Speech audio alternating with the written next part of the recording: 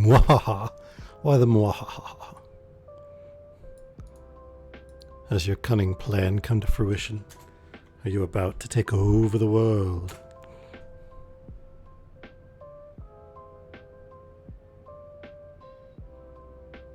Yes? Cool. Alright. All hail Empress Gecko, ruler of the world. The one true queen.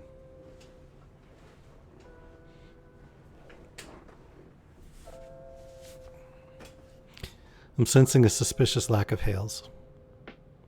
I think maybe we need to recruit some more followers for you.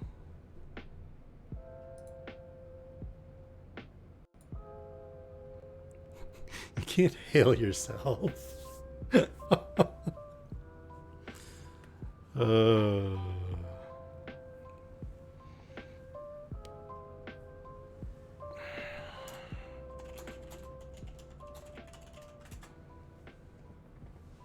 Hail Mighty Obvious? I could go for that. Hail the Mighty Obvious.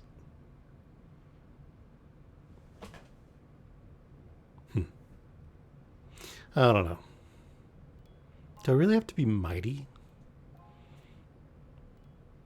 Bows down. What about sagacious or wise or, hail obvious, the dorkiest of all? I could live with that title.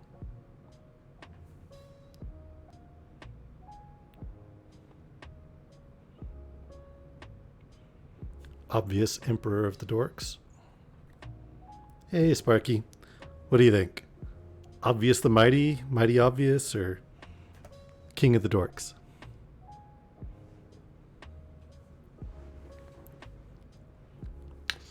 Yeah, I'm feeling like it's a more livable title. Like, something I'm less likely to mess up.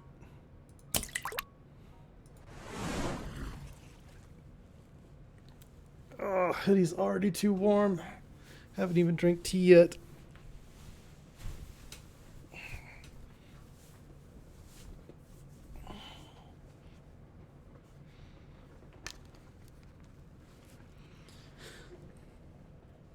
I need like a lighter weight hoodie, I think.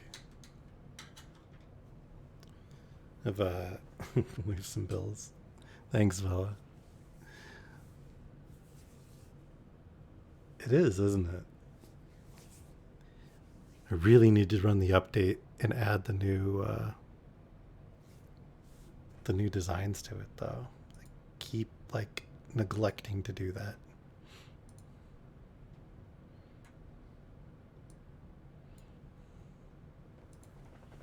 I don't know. I have kind of a interesting relationship with hoodies. They're comfy, but I don't actually wear them usually because I'm cold or to stay warm. I mean, I do wear them for that, but that's not the primary reason. Hey, little dude.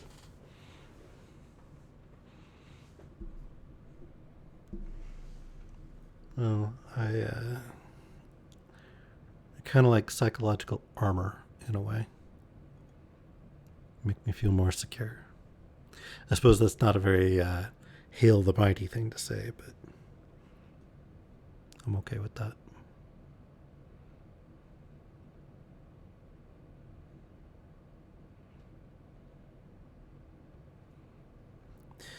Some bad things happened while I was in the military. And they kind of near the surface of my head right now. I'm not going to go into details, Vela, so little dude will be fine. But we're coming up on the anniversary, and it's what gave me PTSD and it's caused a lot of ancillary problems in my life, like follow-on stuff. So I wear the hoodie to kind of armor myself for when I'm feeling exposed or vulnerable, which frankly doing the streams kind of does to me. That's not to say it's a bad thing. I need to get myself to where I'm comfortable with that sort of thing more and open up back to the world.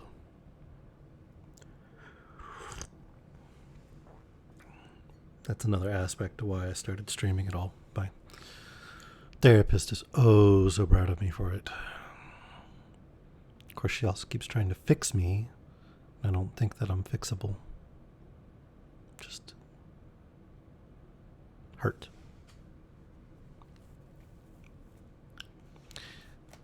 Anyway, it's almost the anniversary, so that kind of thing's on my mind and weighing on me a bit right now.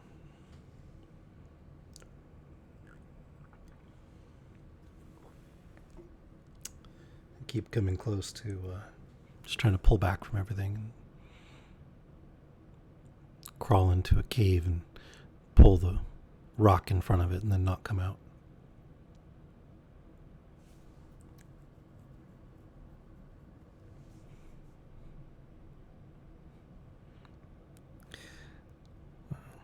There are other people in worse spots than I am who are hurting at least as much, so I'd rather we just try to be decent to each other. Take off some of the stress. That's been the best thing I've done for dealing with the after effects, is if I can keep my baseline stress level down, all the other stuff eases up a bit. Anyway, that's not why all of you came here. You came here for story time. Yeah. Well, I guess Frankenstein is fairly dark, actually. People dying and all that. Being rejected by their creators. So, maybe I shouldn't say a less dark story.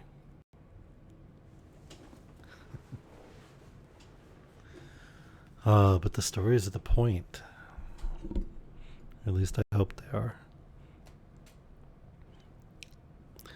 Let's read some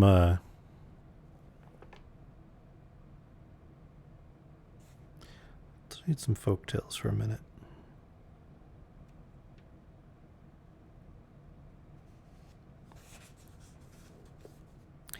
All right.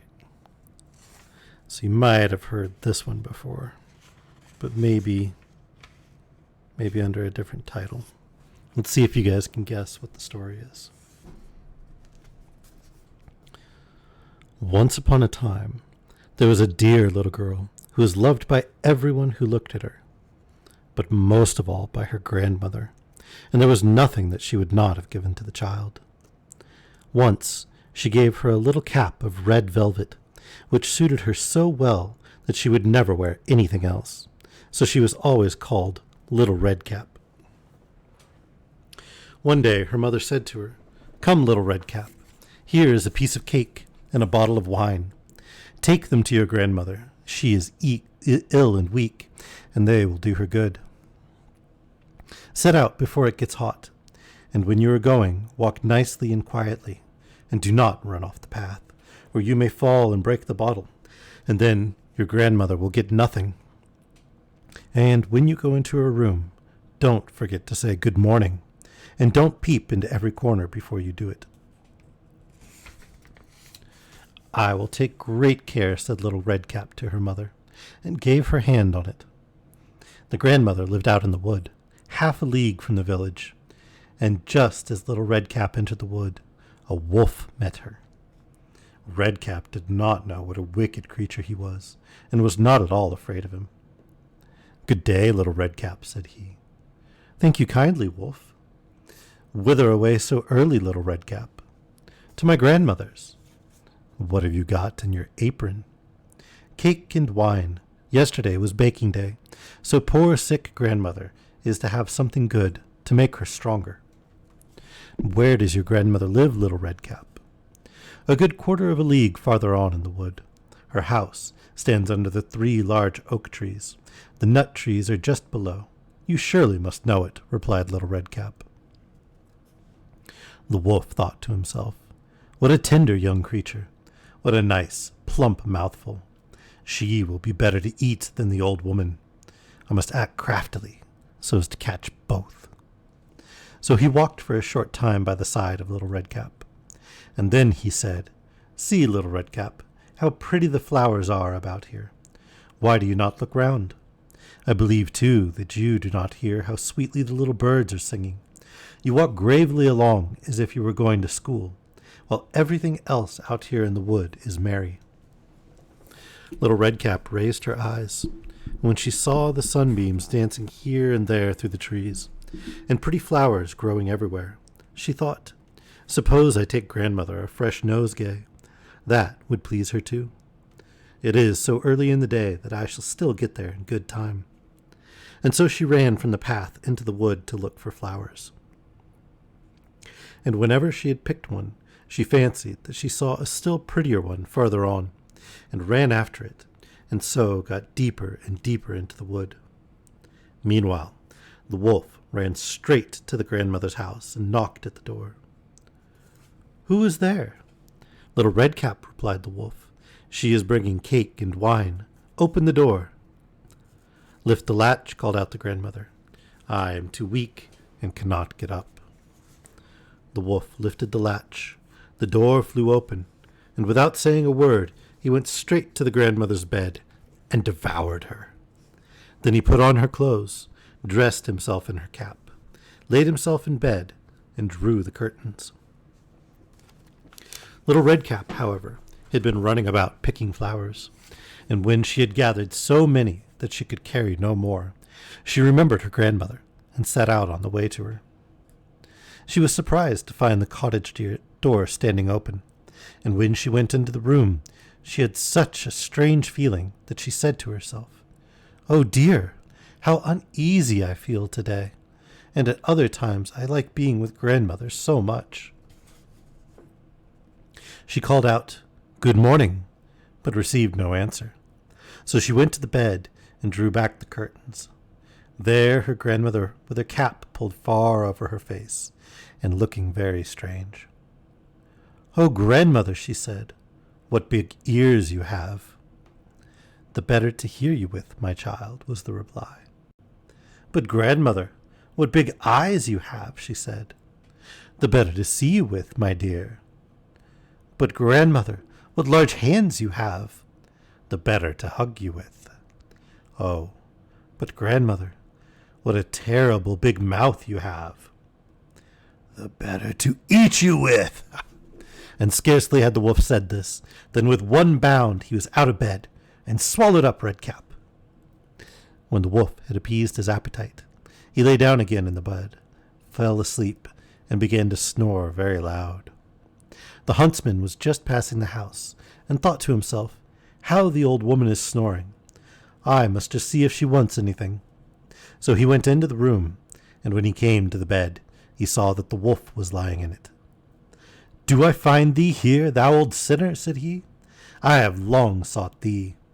Then, just as he was going to fire at him, it occurred to him that the wolf might have devoured the grandmother, and that she might still be saved. So he did not fire, but took a pair of scissors and began to cut open the stomach of the sleeping wolf. When he had made 2 snips, he saw the little Redcap shining, and then he made 2 snips more, and the little girl sprang out, crying, Ah, how frightened I have been! How dark it was inside the wolf! And after that, the aged grandmother came out alive also, but scarcely able to breathe. Redcap, however, quickly fetched great stones with which they filled the wolf's body, and when he awoke, he wanted to run away, but the stones were so heavy that he fell down at once and fell dead. What, little dude? Can you not hear? Then all 3 were delighted. The huntsman drew off the wolf's skin and went home with it. The grandmother ate the cake and drank the wine which Redcap had brought, and revived. But Redcap thought to herself, As long as I live, I will never by myself leave the path to run into the wood when my mother has forbidden me to do so. It is also related that once, when Redcap was again taking cakes to the old grandmother, another wolf spoke to her, and tried to entice her from the path. Redcap was, however, on her guard, and went straight forward on her way, and told her grandmother that she had met the wolf, and that he had said good morning to her, but with such a wicked look in his eyes that if they had not been on the public road, she was certain he would have eaten her up. "Well," said the grandmother, "we will shut the door that he may not come in." Soon afterwards the wolf knocked and cried, "Open the door, grandmother. I am little Redcap, and am fetching you some cakes." But they did not speak or open the door. So the greybeard stole twice or thrice around the house, and at last jumped on the roof, intending to wait until Redcap went home in the evening, and then to steal after and devour her in the darkness. But the grandmother saw what was in his thoughts. In front of the house was a great stone trough, so she said to the child, "Take the pail, Redcap. I made some sausages yesterday, so carry the water in which I boiled them to the trough."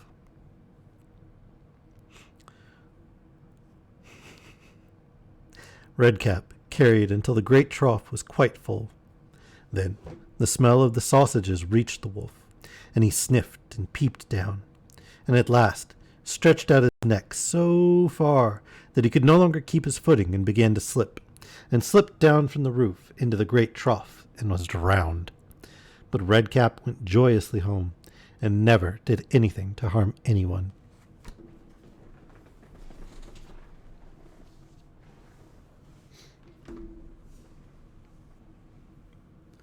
Is that a little different than the version you've heard, little dude?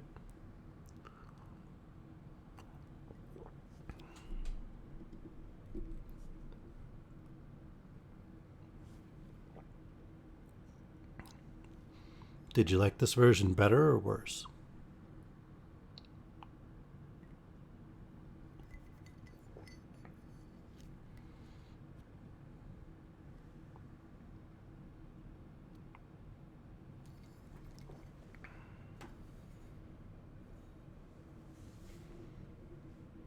No yes? What does no yes mean? I don't understand. I'm totally confused here.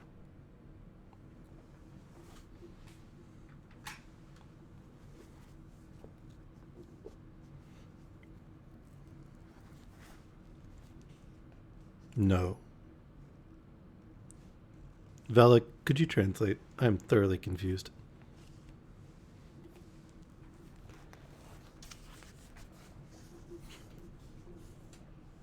Yes, no, yes, no. Ah, so confuzzled. Don't laugh at me. That's not nice.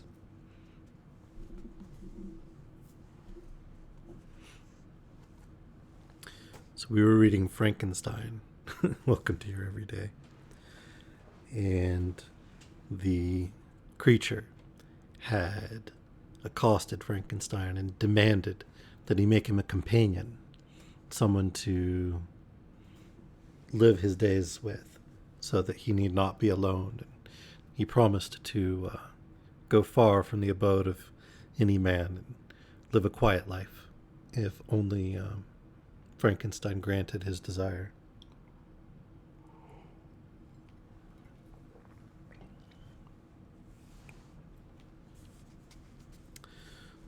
So we begin Volume 3. Day after day, week after week, passed away on my return to Geneva, and I could not collect the courage to recommence my work. I feared the vengeance of the disappointed fiend, yet I was unable to overcome my repugnance to the task which was enjoined me. I found that I could not compose a female without again devoting several months to profound study and laborious disquisition. I had heard of some discoveries having been made by an English philosopher, the knowledge of which was material to my success, and I sometimes thought of obtaining my father's consent to visit England for this purpose. But I clung to every pretense of delay, and could not resolve to interrupt my returning tranquillity. My health, which had hitherto declined, was now much restored, and my spirits, when unchecked by the memory of my unhappy promise, rose proportionably. My father saw this change with pleasure, and he turned his thoughts toward the best method of eradicating the remains of my melancholy, which every now and then would return by fits, and with a devouring blackness overcast the approaching sunshine. At these moments, I took refuge in the most perfect solitude. I passed whole days on the lake alone in a little boat, watching the clouds and listening to the rippling of the waves, silent and listless.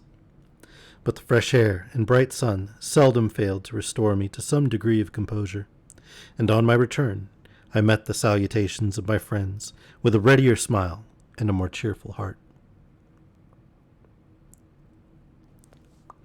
It was after my return from one of these rambles that my father, calling me aside, addressed me thus: "I am happy to remark, my dear son, that you have resumed your former pleasures, and seem to be returning to yourself.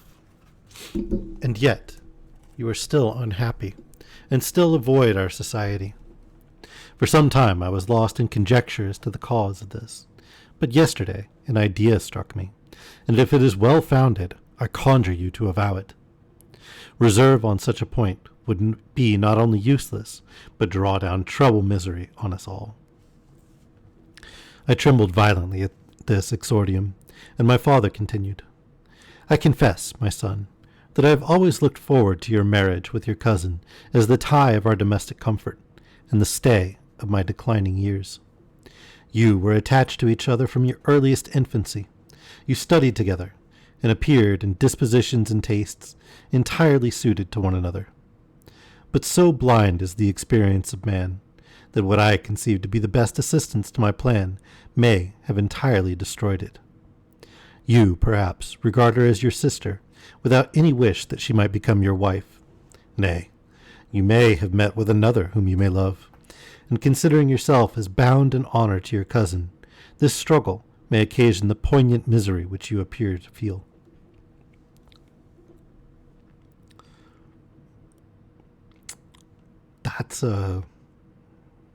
That's a whole lot packed in there. "My dear father, reassure yourself. I love my cousin tenderly and sincerely. I never saw any woman who excited, as Elizabeth does, my warmest admiration and affection. My future hopes and prospects are entirely bound up in the expectation of our union. The expression of your sentiments on this subject, my dear Victor, gives me more pleasure than I have for some time experienced.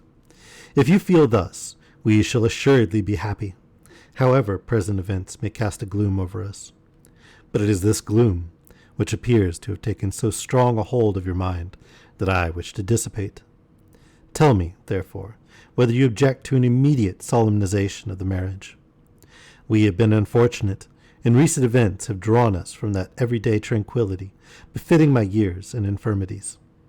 You are younger, yet I do not suppose, possessed as you are of a competent fortune, that an early marriage would at all interfere with any future plans of honor and utility that you may have formed. Do not suppose, however, that I wish to dictate happiness to you, or that a delay on your part would cause me any serious uneasiness.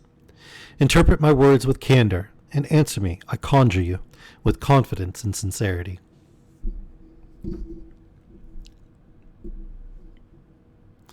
Could have just gone, "Oi, do you want to get married or what?" I listened to my father in silence, and remained for some time incapable of offering any reply. I revolved rapidly in my mind a multitude of thoughts, and endeavored to arrive at some conclusion. Alas, to me the idea of an immediate union with my cousin was one of horror and dismay. I was bound by a solemn promise, which I had not yet fulfilled, and dared not break. Or if I did, what manifold miseries might not impend over me and my devoted family? Could I enter into a festival with this deadly weight yet hanging round my neck, and bowing me to the ground? I must perform my engagement, and let the monster depart with his mate, before I allowed myself to enjoy the delight of an union from which I expected peace. I remembered also the necessity imposed upon me of either journeying to England, or entering into a long correspondence with those philosophers of that country, whose knowledge and discoveries were of indispensable use to me in my present undertaking. The latter method of obtaining the desired intelligence was dilatory and unsatisfactory. Besides, any variation was agreeable to me, and I was delighted with the idea of spending a year or two in change of scene and variety of occupation, in absence from my family, during which period some event might happen which would restore to them in peace and happiness. My promise might be fulfilled, and the monster have departed, or some accident might occur to destroy him and put an end to my slavery forever. These feelings dictated my answer to my father. I expressed a wish to visit England, but concealing the true reasons of this request, I clothed my desires under the guise of wishing to travel and see the world before I sat down for life within the walls of my native town. I urged my entreaty with earnestness, and my father was easily induced to comply, for a more indulgent and less dictatorial parent did not exist upon earth. So maybe if the dad had said no once or twice, we wouldn't have dug up dead bodies and created a creature that murdered a whole bunch of people. Or at least some people.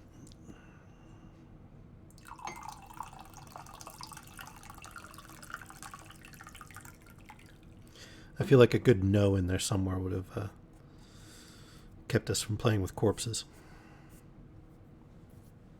But maybe I'm wrong.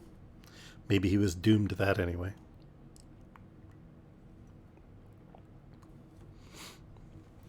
Cue up the song from Young Frankenstein of Destiny, Destiny, no escaping destiny.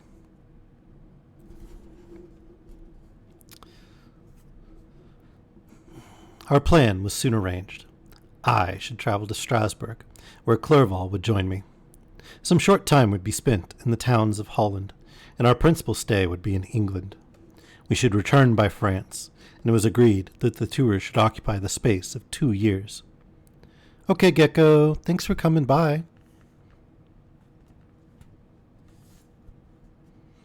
It was good seeing you.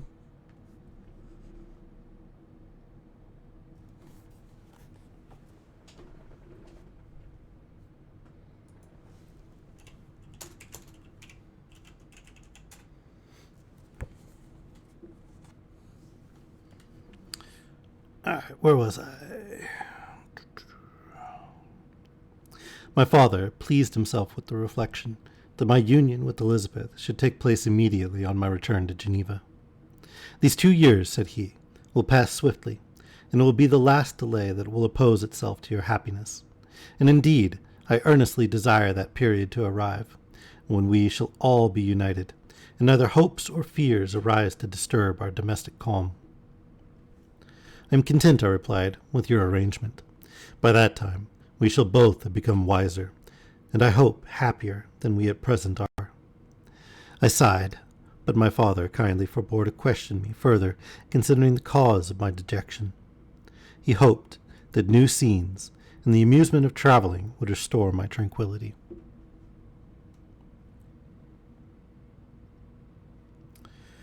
I now made arrangements for my journey, but one feeling haunted me, which filled me with fear and agitation. During my absence, I should leave my friends unconscious of the existence of their enemy, and unprotected from his attacks, exasperated as he might be by my departure. But he had promised to follow me wherever I might go, and would he not accompany me to England? This imagination was dreadful in itself, but soothing, inasmuch as it supposed the safety of my friends. I was agonized with the idea of the possibility that the reverse of this might happen. But through the whole period during which I was the slave of my creature, I allowed myself to be governed by the impulses of the moment, and my present sensations strongly intimated that the fiend would follow me and exempt my family from the danger of his machinations. I mean, he could have wandered out into the wilderness calling for the creature and told him, hey, I need, information that they discovered in England, because men's and women's, they different. So unless you want your lady friend to have an enormous Schwanstoker, we need to go to England.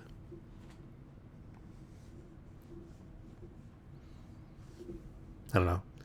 Maybe the creature wants an enormous Von Stoker.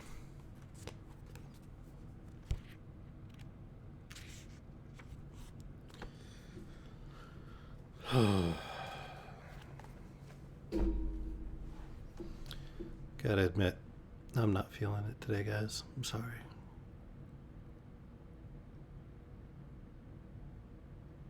I think I'm gonna end the stream. We'll pick this up more next week or maybe the week after.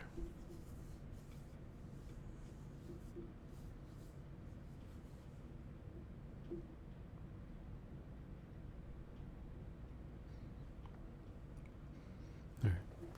I'll catch you guys later.